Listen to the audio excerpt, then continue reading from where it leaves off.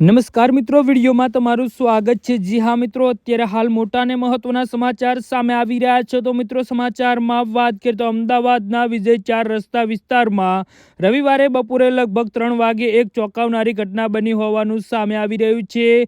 પતિ પત્ની વચ્ચે ચાલી રહેલા ઘરેલું વિવાદ અને ઘરકંકાસના કારણે પતિ અને તેની પત્નીના પિયર પહોંચીને લાયસન્સવાળી પિસ્તોલમાંથી ફાયરિંગ કર્યું હોવાના સમાચાર સામે આવ્યા છે। આ બાબતની તપાસ કરવા માટે પોલીસે પણ દોડતી થઈ ગઈ છે।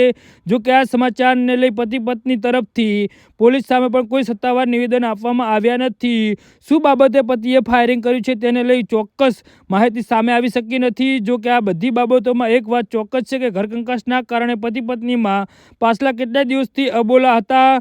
પતિ પોતાની પત્નીને ઘરે લઈ જવા માટે આવ્યો હતો, પરંતુ વાત બનાવની જગ્યાએ વધારે બગડી ગઈ હતી। મળી રહેલી જાણકારી અનુસાર પત્ની કેટલાક દિવસ સુધી પિયરમાં રહેતી હતી। પતિ તેને પરત લેવા માટે વાતચીત કરવા આવ્યો હતો, પરંતુ વિવાદ વધી જતા તેને ગુસ્સામાં આવીને હવામાં અને જમીન તરફ ગોળીઓ ચલાવી હોવાની વાત સામે આવી છે। અને આ ફાયરિંગથી પતિના ઘરવાળાઓમાં ડરનો માહોલ ઊભો થયો હતો।